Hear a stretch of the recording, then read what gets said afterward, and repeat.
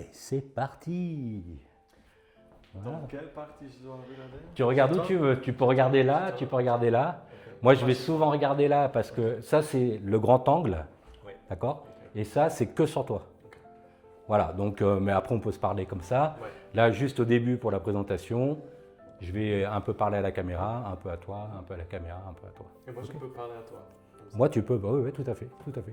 Tu n'es pas obligé de parler face caméra. Ouais, parce que. C'est l'objectif, voilà. Il faut que ça soit naturel. Ok? T'es prêt, Nicolas? Ok, alors, bienvenue Nicolas. Aujourd'hui, dans Signature, service compris, on reçoit un entrepreneur au parcours singulier. Alors quand je dis singulier, pourquoi? Parce que, bon déjà je vais parler doucement parce que il nous fait le plaisir de vouloir faire ce podcast en français, donc je vais parler tout cool, c'est un vrai exercice. Mais alors pourquoi je dis un parcours singulier? Parce que en fait, entre presque faillite, transmission familiale et le domaine du vin, il a vécu ce que beaucoup déjà redoutent, c'est-à-dire assumer de tomber, assumer de pouvoir se relever et puis assumer de pouvoir continuer à servir. Donc c'est pas donné à tout le monde. Alors Nicolas Stempfli, bienvenue dans ce podcast Signature Service Compris que vous allez retrouver sur Stopify, voilà, Apple Podcast, Amazon Music et évidemment YouTube. On coupera. Donc, tu as démarré ta vie en tant qu'assistant, en fait, dans une filiale de Chanel qui était chargée notamment, je dirais, d'accompagner les campagnes sur les primeurs à Bordeaux et tu t'es occupé notamment du millésime 2014. Donc assez impressionnant. Tu as commencé à créer des entreprises très tôt, à 18 ans, notamment avec ce fameux bar que tu appelles presque faillite, que tu as monté en plein centre de Berne, qui était certainement incroyable. Et puis, tu occupes aussi des postes dans plusieurs types de comités et de conseils d'administration. Tu es notamment au board du Family Business Network Switzerland, qui est très important en Suisse. Tu es aussi président du board d'une association de cadres et de dirigeants pour les PME. Et puis tu es aussi membre du board de Berner Wine Messe SA, qui est l'organisateur du plus gros salon de vin, notamment à Berne. Donc tu es déjà bien occupé. Et puis comme tu t'ennuies, eh bien aujourd'hui, en fait, tu es dans l'entreprise familiale, tu t'occupes de la consolidation des actifs, notamment l'entreprise, et puis notamment aussi avec ce projet de création de bâtiments pour le stockage de vin que tu nous expliqueras tout à l'heure dans la famille, dans la cave à vin, dans la cave Stampfli et ça, notamment. Niveau personnel, comme tu t'ennuies toujours, tu es en train de créer une nouvelle entreprise qui est plutôt axée, elle, sur le conseil, le service, l'accompagnement, la transmission, le mentoring aussi, on disait, et puis la représentation pour l'advisor board, l'advisory board, dans le domaine notamment typiquement du luxe ou de l'hospitality, de la restauration, l'hôtellerie, enfin tous ces domaines-là, pour transposer et transférer justement toutes les compétences que tu as acquis dans tous ces secteurs. Donc, ce jeune homme, Nicolas, a déjà une vie bien chargée. Et puis, aujourd'hui, on va commencer avec cette première question. Si du coup, tu étais une bouteille de vin, tu serais quel millésime et puis pourquoi, du coup? Alors, j'ai réfléchi à cette question pendant une demi-heure parce que j'aime beaucoup le vin, comme tu peux t'imaginer. Bien sûr. Et il y a un millésime qui me plaît particulièrement en ce moment. Surtout, j'aime particulièrement les Bordeaux. Et surtout, c'est le millésime 2012, qui est un millésime classique, assez discret, mais qui est mûr maintenant, prêt à boire, prêt à être comment te dire, Dégusté. dégusté, voilà. Okay. Et donc c'est un millésime qui me plaît particulièrement. Et je ne suis pas un millésime flamboyant comme 2015 ou 2010, Okay. ou bien un millésime trop discret comme 2021. Non, je crois, en 2012, ça me plaît. C'est parfait. Ok, donc maintenant, quelle erreur tu as le plus appris dans ta vie d'entrepreneur? Alors, il y en a plusieurs erreurs que j'ai dû faire. La première erreur, clairement, c'était que j'ai perdu le focus. Je voulais trop faire. Je me suis inspiré beaucoup de personnes ou de personnages plutôt que j'ai vus dans les médias, justement dans les médias de l'économie. Voilà, de célèbres CEO ou de célèbres présidents de board qui, en fait, qu'on croit qu'ils contrôlent tout. Et ben là, j'ai clairement perdu le focus sur plusieurs choses. Et ça, c'est une des plus grandes fautes que j'avais fait. Et puis la deuxième faute, c'était que je me suis surestimé, clairement. Et là, j'ai beaucoup appris sur cette thématique-là. Sur toi-même en fait. Sur moi-même. Ouais, sur toi-même. Et donc du coup, justement, bah, c'est quoi les fausses idées sur Nicolas Stamfli?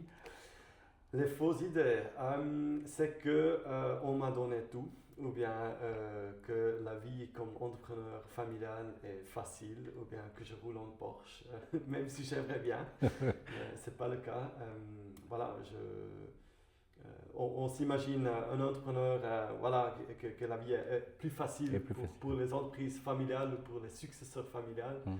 mais je crois que c'est pas du tout le cas. D'accord, ok, je comprends. Donc aujourd'hui, à quoi ressemble ton quotidien en fait entre bah, toutes tes activités, hein, le vin, le board, l'entreprise familiale, c'est quoi une journée pour toi?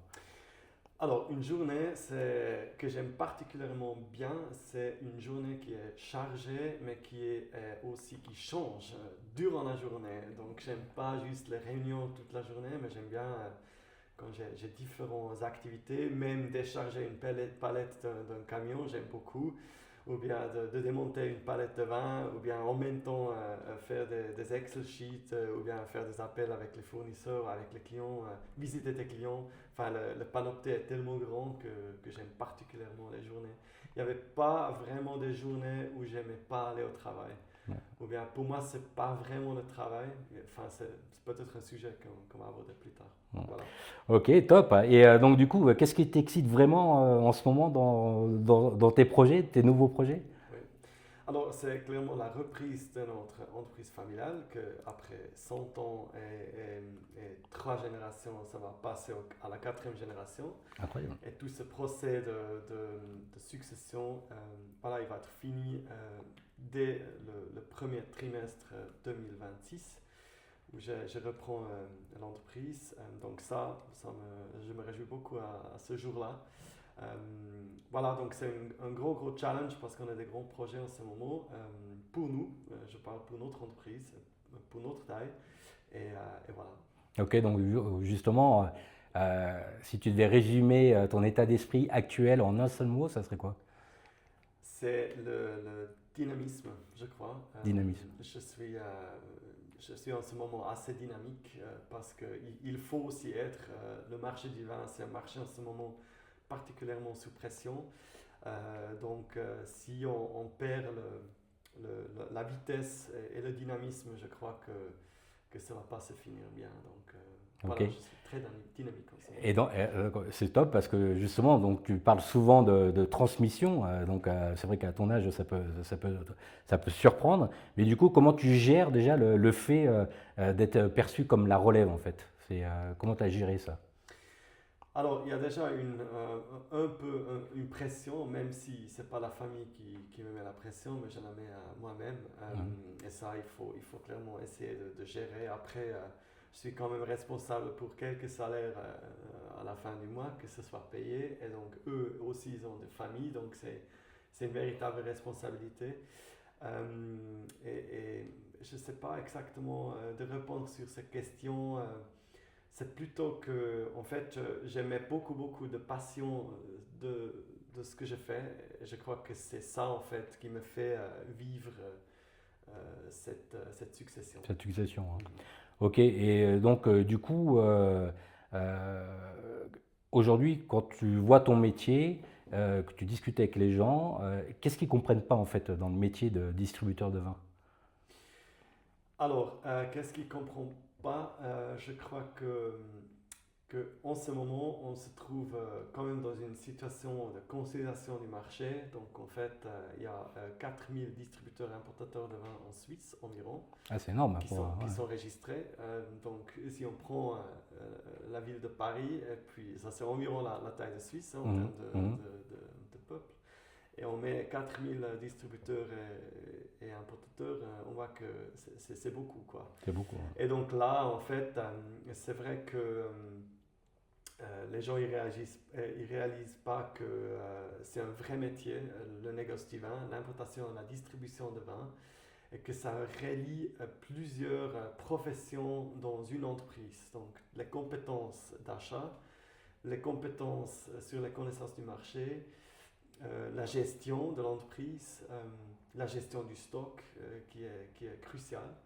Et la distribution, comme j'ai dit, la qualité de la distribution qui est aussi très très La gestion humaine aussi. super important, Ouais. et pas que avec son entreprise à lui, mais bien sûr aussi avec les clients, avec les fournisseurs, avec les stakeholders qui sont autour de l'entreprise familiale, quoi. Mmh.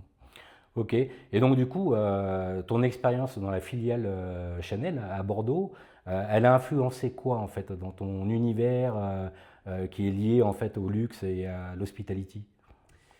Alors, juste pour une petite histoire, j'étais j'ai arrêté le militaire après 3 semaines parce que j'ai eu des problèmes comme tu dis, avec les cadres Les cadres, supérieurs. ouais. Je ne pouvais pas vraiment. Je pouvais pas L'autorité. vraiment- Voilà, les Ah, autorités. ah. Et en fait, après ça, j'ai commencé mes études. Et après les études, le bachelor, je suis allé à Bordeaux. Et j'avais peur que la même chose va m'arriver comme au militaire, j'aurais des problèmes. Ouais. Mais en fait, non.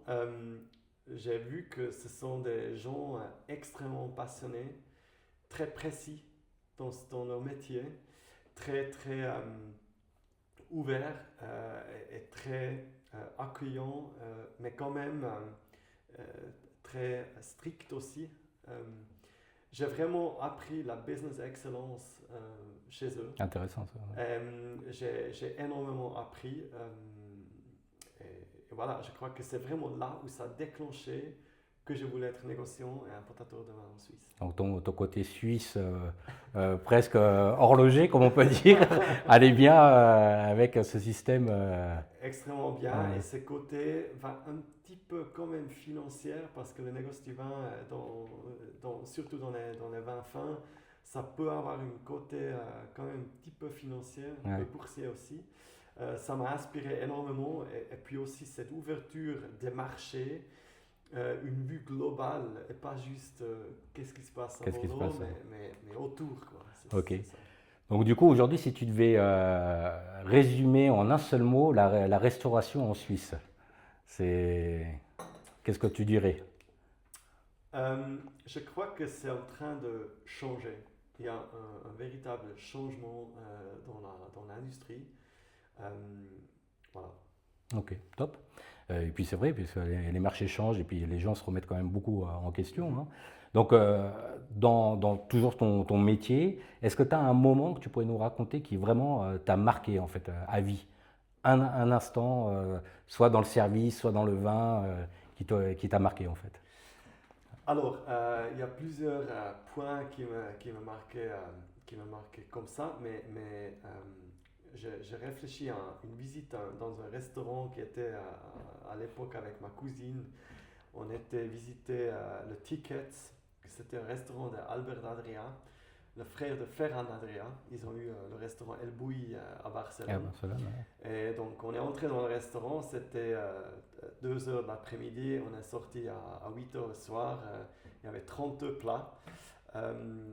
Et ce qui me plaisait beaucoup, c'est que Tickets était un concept un peu de cirque gastronomique. Les plats extrêmement bien travaillés, mais en fait, il y avait un service super, super précis à la minute. Des gens très, très engagés, très passionnés. Et là, j'ai vraiment vu, waouh, c'est un art. C'est un art de table, c'est un art de vivre, c'est un art de préparer les plats. C'est un véritable métier.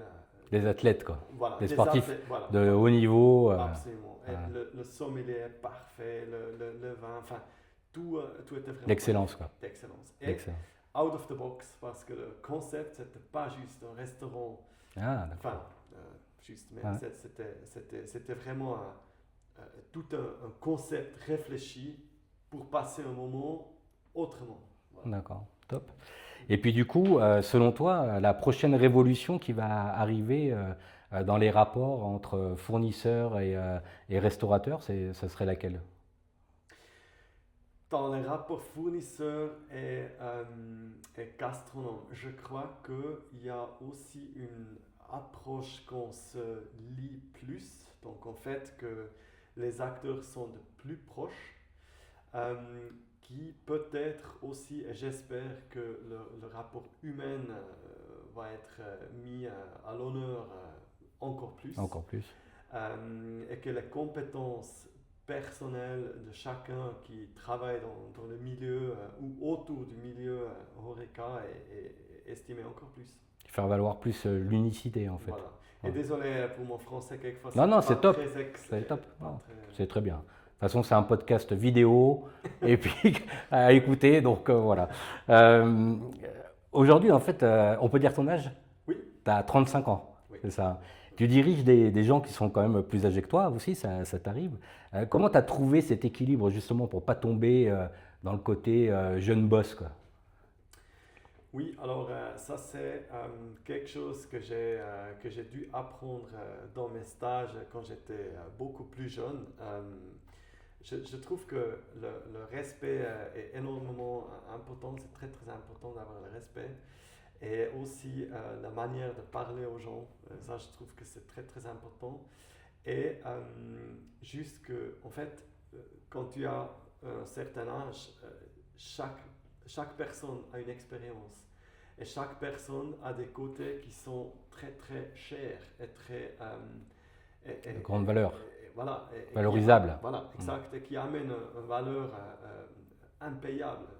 Et ça, ça, je crois, il faut vraiment bien communiquer à la personne qui est en face de toi que tu aimes bien. Tu as compris Voilà, le truc. tu as compris, oui. Ok, donc aujourd'hui, du coup, chez les jeunes dirigeants, c'est quoi l'erreur la plus fréquente que tu constates?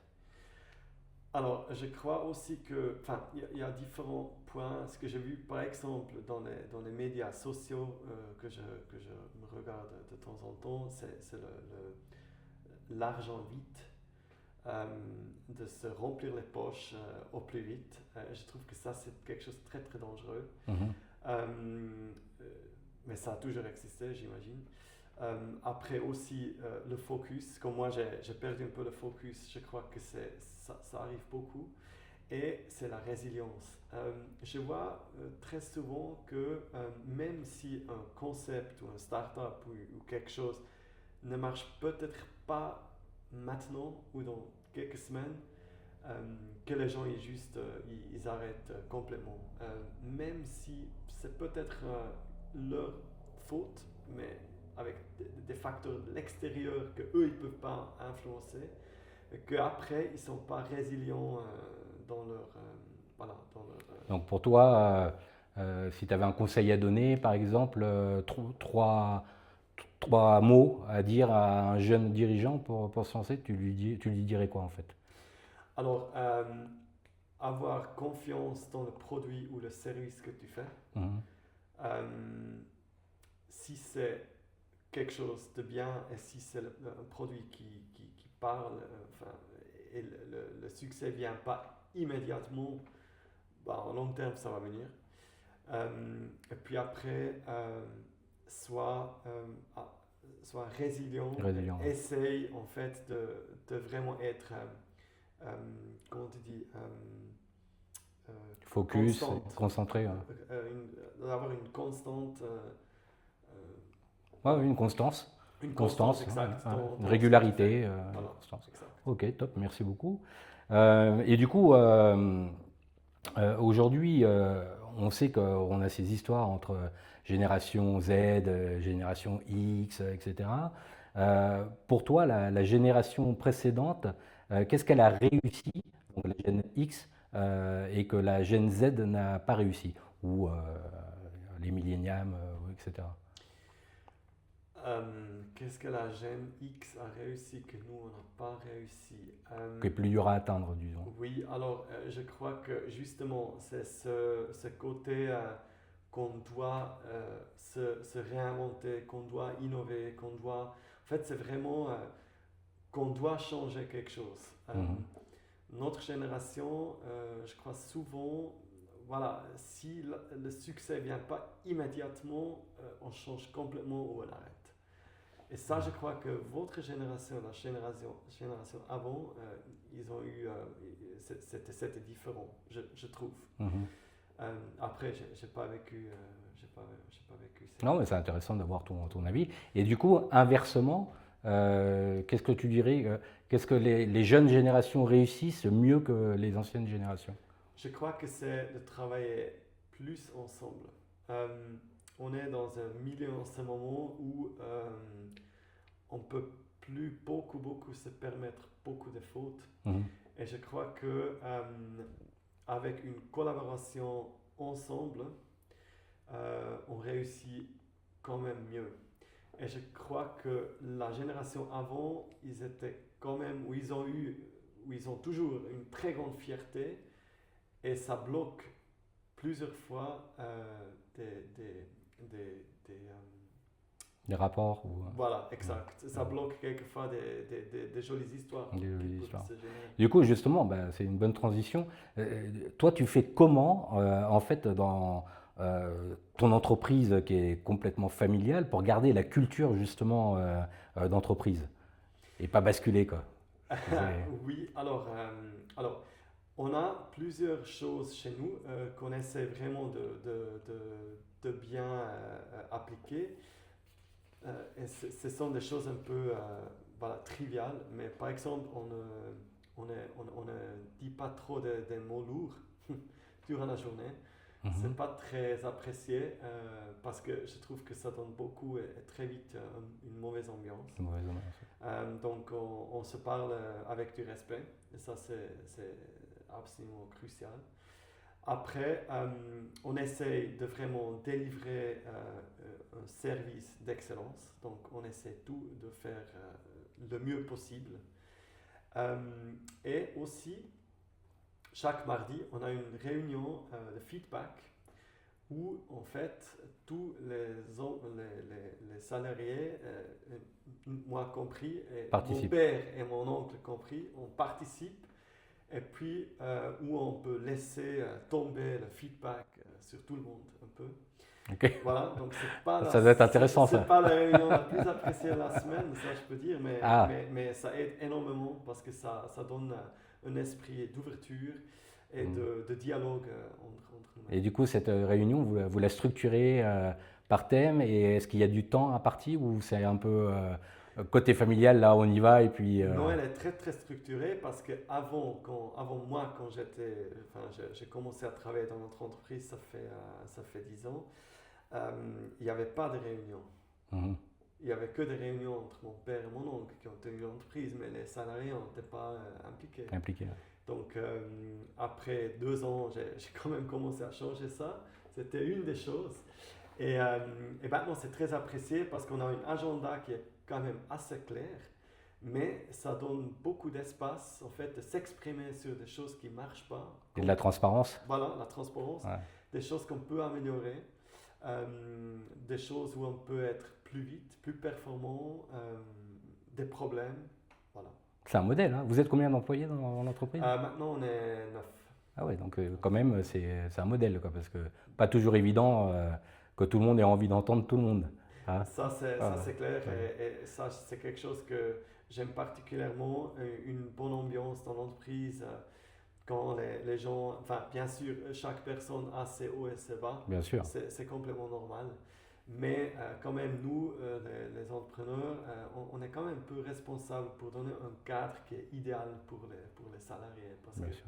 je crois que là aussi, ça amène la performance durant la journée. Tout à fait d'accord avec toi.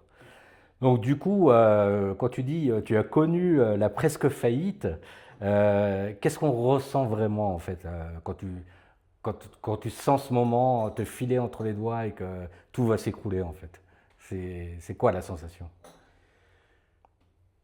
Alors, ça, c'était une période très compliqué pour moi parce que justement, quand j'ai dit au tout début, je me croisais d'être le super entrepreneur qui peut tout gérer, qui peut tout faire.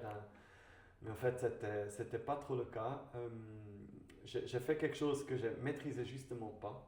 C'était gérer un bar à vin. Ouais. Voilà, j'ai eu des idées fausses sur ce qui se passe. Puis bon, après, il y avait des facteurs externes que je ne pouvais pas vraiment influencer. Mais j'ai senti quand même, déjà une très très grande pression. Je me sentis quasiment comme si j'étais dans une salle remplie de gens qui sont autour de toi et qui n'arrêtent pas à te lancer des choses à toi. De te demander, Euh, te solliciter, voilà, ou te etc. battre. Ah, Et je me sentis, heureusement, j'étais pas seul. J'ai ma fiancée qui m'a accompagné dans ce temps très difficile et ma famille aussi qui savait pas trop ce qui se passait mhm. et je voulais pas trop m'exprimer. D'accord. Mais heureusement que j'ai des amis et des collègues entrepreneurs, mais pas que, qui ont d'expérience comment gérer des moments difficiles. Et je crois que ça m'a aidé beaucoup. Ça m'a aidé beaucoup de parler. Et j'étais aussi invité à un forum une fois en Luxembourg où j'ai pu vraiment parler des moments où ça va pas, justement. Parce que dans la vie d'entrepreneur, il faut savoir qu'il y a un jour où ça va pas aller. Il y a beaucoup de jours où ça va très bien, mais il y a des journées où ça va pas du tout. Et ça, il faut, à mon avis, essayer de gérer le mieux possible. Parce Et que, tu conseillerais de demander de l'aide? absolument, Absolument. absolument. D'après toi, sur 10 personnes, combien osent demander de l'aide en tant qu'entrepreneur? Tu aurais une idée? Écoute, je peux juste te raconter une histoire très Mhm. brève. J'étais dans ce forum sur un panel avec des entrepreneurs familiales, justement, avec apparemment beaucoup de succès, euh, par définition d'eux. Quand j'ai raconté mon histoire, ils ont dit, il y avait justement un qui a dit, bon, c'est très bien ce que tu racontes, mais maintenant on va passer à des choses importantes. Donc en fait, Ouais. de failure ou bien Ouais. failer, Mhm. c'est vraiment pas bien vu, c'est un peu un Mhm. tabou, mais je crois que c'est extrêmement important d'en parler Mhm. parce que ça arrive souvent. Moi, j'ai eu la chance, c'était pas la faillite, donc c'était presque Donc, la elle a faillite. presque faillite. J'ai pu sauver et vendre surtout. Mais pour moi, le plus important, et ça c'est crucial, ça c'est un message que je peux dire aux gens où peut-être ça va pas très bien, c'est qu'en fait, le matin, tu te réveilles, tu te regardes dans la, Glace. dans la glace et tu peux te dire, je fais le mieux possible. Je fais tout ce que je pouvais faire. Mhm. Et si tu peux pas faire ça, peut-être il y a quelque chose à faire. Mais si non, voilà. Du coup, aujourd'hui, comment tu définis le mot leadership? Leadership, pour moi, c'est aussi de s'exprimer humainement. C'est peut-être pas te ignorer, enfin, c'est pas d'ignorer les faits, Mhm. c'est d'essayer de réagir, c'est d'essayer de motiver les gens autour de toi. Euh, c'est de les amener sur ce chemin qui va être long, qui est plutôt un marathon qu'un sprint. C'est un sprint. Et quelquefois, l'équipe, voilà, il faut les amener sur ce chemin. Et quelquefois, ils aiment beaucoup participer à ce chemin. Ce chemin, Et je crois que ça, c'est vraiment mon style de leadership aussi. C'est aussi de donner beaucoup de liberté. Je leur donne le cadre dans lequel ils peuvent s'exprimer. s'exprimer. La stratégie en globaux est plus grand est donné, mais tout ce qui se passe dedans, dans un cadre assez protégé, Mhm. nous, voilà, on laisse la liberté. C'est top. Et puis du coup, quand tu sens que ton énergie elle baisse, c'est quoi ton petit rituel pour te rebooster? Si ça t'arrive. Oui, ça Ah, m'arrive bien sûr mm. de temps en temps. J'ai commencé pendant Covid, comme beaucoup, en fait, j'ai commencé la randonnée parce que les Ah, montagnes, ça m'était très loin. Je ne me pris pas le temps d'aller aux montagnes.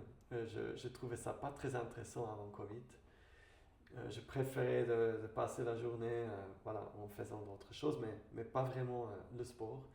Donc, j'ai commencé à faire la randonnée. Et là, en fait, je fais 3 fois par semaine ou 2 fois par semaine, idéalement, le sport, donc la natation, qui m'aide en fait à ne pas réfléchir. La randonnée qui m'aide à un peu libérer la tête, mais quand mhm. même être concentré parce que tu ne peux pas faire la randonnée avec une tête dans l'air.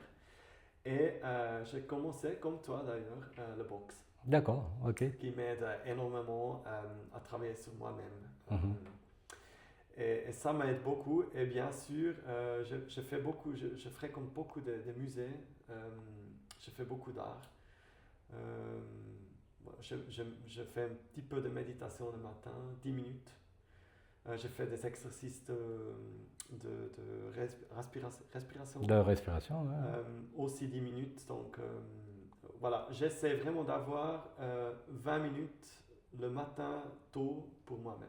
Pour toi, vraiment Voilà, totalement pour toi. totalement pour moi. Pas pour te remettre en question, mais pour te poser les vraies questions. Voilà, Voilà, exact. c'est ça. Et Ok. après une douche froide et un espresso. Ah, Et après c'est moi la parti. douche froide, je peux pas. Et après Ça, c'est c'est parti. sûr. C'est parti. Ok. Ça Et m'aide du beaucoup. coup, ben justement, donc par rapport à tout ça, ça a été quoi ta plus grande victoire intérieure, hein, pas spécialement économique, hein, mais vraiment intérieure et très personnelle en fait. Alors, ça semble aussi trivial, mais je crois que ça a été quand même de rester résilient, de pouvoir quand même avoir notre entreprise familiale qui restait stable, qui a pu quand même grandir, mais qui a pu rester stable, même si moi personnellement j'ai eu Des passages un peu difficiles. des Ah. passages Mm. difficiles. Ça, je crois, ça pour moi-même, c'était une véritable victoire. Et aussi d'être sain et voilà, de pouvoir faire la randonnée, de pouvoir faire la natation, de pouvoir se prendre le temps de le faire. Et, Mm. et vraiment de se focuser sur des activités à côté du travail. Et ça, je crois que ça, c'est aussi quelque chose où je suis particulièrement fier. Mhm. Oui, parce qu'on voit souvent que les entrepreneurs, en fait, soit ils sont ultra dans leur activité, etc. Et puis du coup, ils osent pas prendre de temps à côté justement pour eux, alors que c'est peut-être la chose la plus importante en réalité, quoi. Oui, je crois que c'est un peu sous-estimé. Et pour être honnête, j'ai fait ça pendant longtemps. Quand j'ai fait mes études et tout, même j'ai toujours travaillé à côté de mes Mhm. études. J'ai eu la première entreprise avec 18 ans.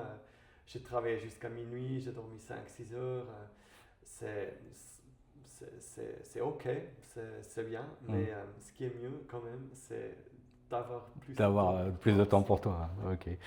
Donc du coup, bah, avoir du temps pour toi, c'est un peu la solitude. Mhm. Pour toi, c'est quoi la vraie solitude du dirigeant actuellement? La vraie solitude d'un La dirigeant. solitude décisionnelle même, tiens, on peut apporter ça. Alors pour moi, la solitude n'est pas toujours un défaut ou un problème. Pour moi, la solitude peut aussi être une force. Pour moi, la solitude, ça peut aussi être la liberté. Euh, Quand je vois, ok, c'est une décision critique, je suis très fier aussi d'ailleurs que je peux consulter à des gens qui m'accompagnent, pas très fréquemment, mais Mhm. où je suis en contact quasiment permanent. Euh, pour pas que les décisions se basent seulement sur mon épaule. Par contre, les décisions vraiment qui sont plutôt d'une règle facile, je préfère de le faire moi-même. Mm. Et je trouve que la solitude, pour moi, c'est quelque chose de très important. Euh, Chaque année, normalement, je vais à Paris pendant quelques jours, seul, parce que j'aime particulièrement être seul pendant un moment. Parce que comme ça, seulement comme ça, je peux après aussi diriger d'autres. Si je suis en clair avec moi-même, je suis 100% sûr que je peux être, euh, que je peux conduire, Conduire, des gens. manager, Voilà. inspirer et motiver en fait. Voilà, exact. Donc pour moi, la solitude, ça peut aussi être quelque chose de très bien.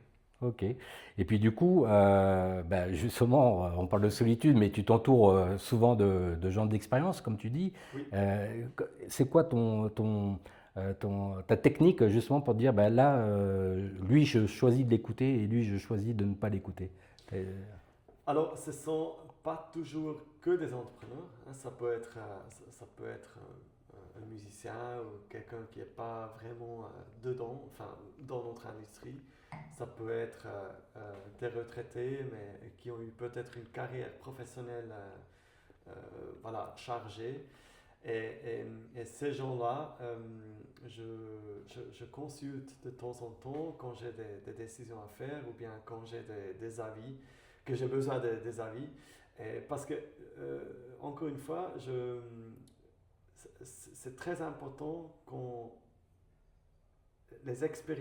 estime les expériences des personnes plus âgées.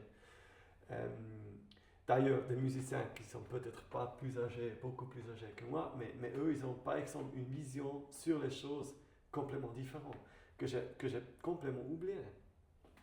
Et je crois que cette 360 degrés vision sur une chose m'aide beaucoup à développer les idées ou faire des décisions. D'accord. Hyper intéressant. On arrive vers la fin de cette interview.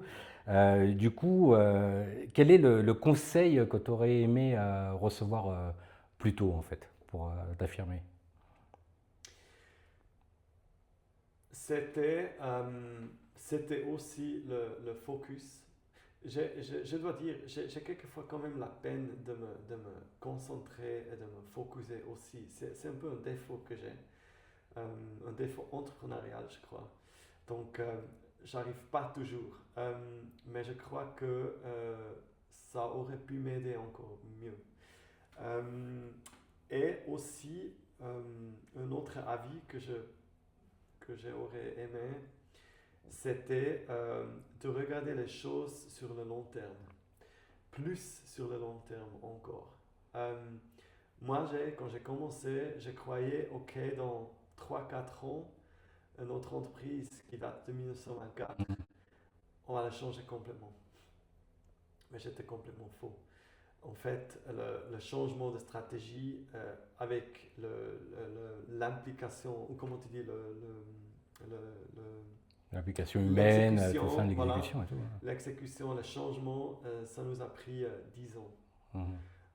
Et j'ai dû apprendre qu'en fait, il y a des forces majeures et une culture que je veux et que je peux pas changer plus vite. Et que les dirigeants qui sont peut-être à la tête d'une entreprise cotée en bourse ou autre, qui ont des autres buts et des autres stratégies à faire changer qu'une entreprise familiale. Voilà. Ça rejoint ce que tu disais. De toute façon, l'entrepreneuriat, notamment familial ou autre, c'est vraiment plutôt un marathon et pas une course en fait. Donc c'est vrai qu'il faut avoir cette vision court, moyen et long terme en fait. Absolument, tu dis très bien les choses. Et vraiment, et dans ce chemin de pouvoir s'adapter, ça je trouve que ça c'est important. Et voilà, de vraiment avoir sa vision qui peut aussi être construite à l'aide d'un board qui est composé des visions externes, par Externe. exemple. Hein. Voilà, donc je crois que c'est vraiment ça, c'est d'avoir une bonne vision sur les choses qu'on aimerait faire. Alors, pour te donner la bonne vision, ce soir, tu es tout seul à la maison, face à toi-même, avec un verre de vin. Tu te dis quoi en fait? Je me dis que aujourd'hui j'ai tout donné pour faire le max possible de ma journée. J'ai pas fait du mal à personne et voilà, j'ai donné toute mon énergie aujourd'hui. Super. Donc, dernière question, mon cher Nicolas. Si demain tout devait s'arrêter, c'est-à-dire que bah, tu dois à tout prix changer de métier pour X, Y raison, t'aimerais qu'on retienne quoi de ton passage en fait? Alors, j'aimerais bien qu'on retienne que j'étais une personne peut-être innovante, mais qui essaye en tout cas de réussir à implanter ça dans une entreprise familiale plutôt traditionnelle. Bravo, super. Bon, bah, cher Nicolas, merci beaucoup en tout cas d'avoir participé à ce podcast et vidéo signature service compris. Si vous avez aimé le contenu, la personnalité de Nicolas qui nous a partagé avec plein d'émotions son parcours, n'hésitez pas à partager, surtout pour parler de vin et autres, parce qu'en fin de compte, c'est pas juste un produit, le vin, hein, c'est vraiment une histoire de transmission et puis d'humain, de courage. Donc merci Nicolas, c'était un super moment avec toi. Merci. Si tu veux donner un mot de la fin peut-être? Merci beaucoup Dimitri. J'espère que voilà qu'avec mon honnêteté, j'étais pas trop direct avec ça et que tu aies aussi beaucoup de succès avec le podcast. Eh ben, grâce à toi. Merci. J'en suis certain. C'était Merci Nicolas. super. À bientôt. À bientôt. Ciao. Parfait, merci beaucoup. Merci. Ça va, ça a été? Ouais, super. T'as été Parfait. super, hein? C'était pas très long, non? Je sais pas, on est à combien là? 42 minutes? C'est bien, non? Ouais, Pas trop long. 15h40. C'est pas trop long et pas... Non, c'était super.